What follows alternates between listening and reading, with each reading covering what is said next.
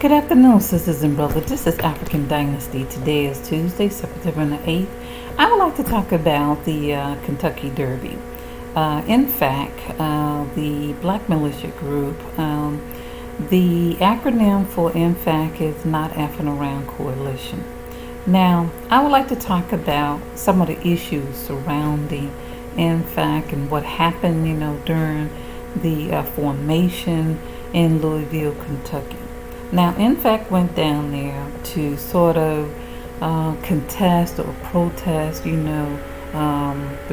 for justice for Breonna Taylor. Now, there was another militia group, another right-wing group called the Angry Vikings. So the Angry Vikings came to contest the Nfac group from coming to Kentucky, Loiusville, based on some silly comment that Grandmaster Jay made. Grandmaster Jay said, well, if we don't get justice for Breonna Taylor, we're going to burn this thing down. But he later clarified himself by saying, we mean tear down this system. He didn't mean literal, he meant that in a figurative sense. Well, it still didn't matter to the Angry Vikings. They wanted anything to get their nasty, racist self down to Loiusville to confront the Nfac militia group. Okay, now the problem that I had with this whole scenario was how it was played out. Now, the police was supposed to have sort of separated the Nfac from the regular protesters, the Black Lives Matter protesters, who were in Loiusville, Kentucky. Now, the Angry Vikings came in. The Angry Vikings were 250 armed white so-called militia group. Okay? Now, when they came, the Angry Vikings, when they came to contest the Nfac group, militia group, the police was nowhere to be found. So therefore, there was a confrontation between the Black Lives Matter group and the Angry Vikings. The Black Lives Matter group were completely unarmed. They were completely defenseless. The only thing that stopped these weird, angry Vikings from killing some of the protesters was that everybody, of course, had their cameras out and had their phone videotaping, and there was a mixture between whites and blacks. But can you imagine, had the vast majority of those unarmed protesters, had they been black, the Angry Vikings would have had every reason to kill them, and the police was nowhere to be found. Nowhere. So this lets me know that armed white people can roam the goddamn streets with no resistance from the police, period. And I've seen this on more than one occasion, that these armed white militia will come to town wherever they come, and the police do not watch them, they don't patrol them, they don't do any of that until they confront another black group with the same or more power. Then all of a sudden, the police want to keep them separate. Imagine that. But if a black militia group, armed, roaming around with guns, they can't do that freely. They can't do that freely. But a white armed militia group can do that freely. Okay, so let me move on, because this really just, gets on my nerve. But however, there was this, confrontation between the Black Lives Matter and the so-called Angry Vikings group. Well, it kind of squelches itself out, It was a lot more Black Lives Matter protesters showed up, and so the Angry Vikings went wherever they went. Now, there was supposed to have been some agreement between the Nfac militia group and the law enforcement, because in order for a large amount of militia group to come to a particular city, they have to check with that particular leadership so that it doesn't look like it's a threat. There needs to be some grounds of engagement, rules of engagement, and some planning and strategic ways how this is going to play out. So Grandmaster Jay followed the rules. He contacted the leadership team. There was supposed to be a strategic plan as to how they are going to participate, and do their particular formation and whatever. Well, it was a setup. It was a setup by the Loiusville police. It was a setup because Grandmaster Jay had expressed that he wanted the formation to be pretty much, singular, meaning that they didn't want protesters behind them.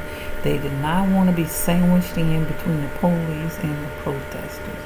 They want the protesters to be positioned someplace else so that there's a complete distinction between what the protesters are doing and what the Nfac group, what they're doing.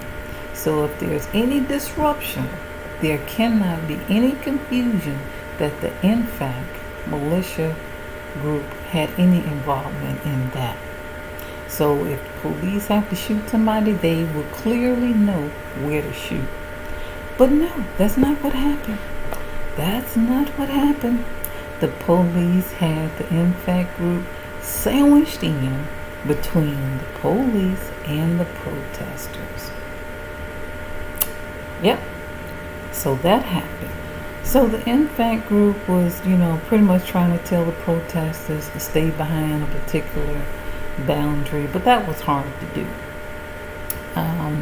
The Nfac, militia group, they pretty much, stayed within the guidelines in terms of exercising their Second Amendment right. They expressed their discontent, of course, to the police and also to the military that was out there.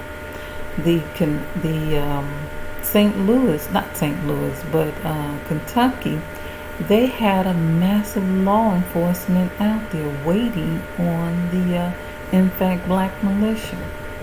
They had military, they had tanks, they had state or federal police, whichever one. They had sniper planes flying around. I mean, they had the works waiting on Nfac. It was a setup. But luckily, Nfac Grandmaster Jay, once he saw that this firepower, this was a complete setup, he said what he had to say, and I guess he did some type of interviews or whatever, and he moved on out of there. But this is the type of demonic stuff. No matter how you collaborate with these power structures, these Eurocentric power structures, they will still set you up. You can play it by the book all you want to, and they will still set you up. This is how evil this system is. But make no mistake about it, this movement is not about Nfac. It's not about Grandmaster Jay.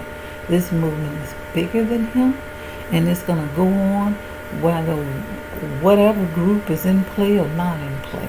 No matter what group they attack, that's not going to stop this movement. And this is what the power structures want. They want this type of chaos. They want to label black people who unify as a terrorist, threatening. This is what they want to do. They want to discredit black people for unifying. And they talk about this unifying, we're all Americans. Well, if you really want unification, then you need to level the playing field.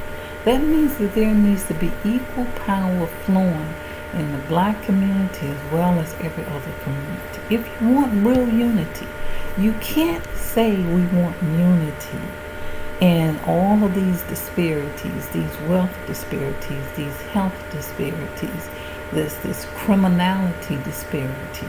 You can't have this wide gap and say, oh, we're all U.S. citizens. This genocide that is going on, but yet we're supposed to be stupid enough to continue to play along with this so-called unity. So this movement is bigger than any particular group, whether it's the Nfac group or the New Black Panther. This movement is bigger than any group. Although we are on the same agenda, but the powers that be have to understand no matter what group you attack, it's not going to stop the movement. It's not going to stop the movement. All of the propaganda, all of the lies, all of the discrediting and all of that is not really going to work this time. We're always going to have coons who are going to appease because it's a benefit to them. They're getting whatever trinkets that they get.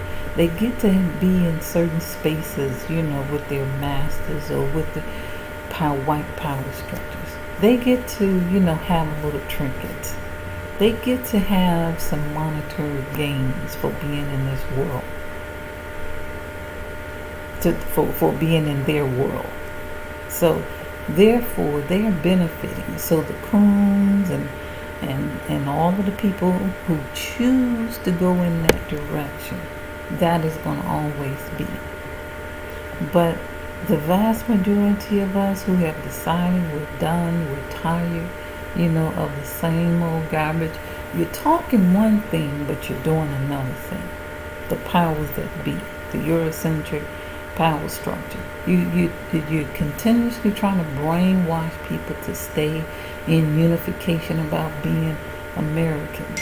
But yet, we don't see, no benefits of being U.S. citizens in a real way, where the wealth gap is closed, where people and black people are not constantly funneled, into the prison system to continue to make money for the white power structures, where people's health disparities, every time you go to the hospital, they don't utilize all the resources to diagnose you, to treat you, to manage your system, your particular issue. They're not using all of the resources. They're using it for their group. Black people are still dying. There are still, all these various disease processes are still happening. So I'm not even concerned with entertaining myself about keeping, we're all one, we're all the same people. Fine, okay, so be it. Then act like it. Act like it. And so what that means that everybody needs to be treated fairly. If we really want unification, justice has to go equally both ways. It cannot just go one way. And you sing with your lips talking about unity. I don't want to even hear about no unity, anymore as it relates to whites and blacks. Black people need to be focused on nation building. We need to be focused on building a community and a society where we can determine our own destiny. That's what we need to be focused on. We don't need to be buying the same old garbage about, we're all a human race. Well, if we are, act like it. Act like it. There shouldn't be this black genocide that's happening. This should not happen. it should disturb you, white people, when your sisters and brothers are out there being murdered. There should be policies quickly in place to mitigate that if we're all one race. But that's not the case. That's not the case. So stop singing this garbage about we're all one race. Stop singing that song. Because if we are, then that means, things have to, flow equally, equitable to everybody. All right, this is African Dynasty. I want to thank you so much for listening to my YouTube channel. Please subscribe and hit the like button. And please leave a comment below. Let me know what you think about, the situation that happened in Loiusville, Kentucky. And the fact that Nfac was out there protesting, the Kentucky Derby. I'm not quite sure if the Kentucky Derby lost millions. I've been trying to look and do my research to see if there was any real impact with Nfac being out there and the Kentucky Derby losing millions of dollars, but I haven't found any evidence of that yet. So we'll see. But anyway, have a wonderful, blessed day, and you'll hear from me again. Bye.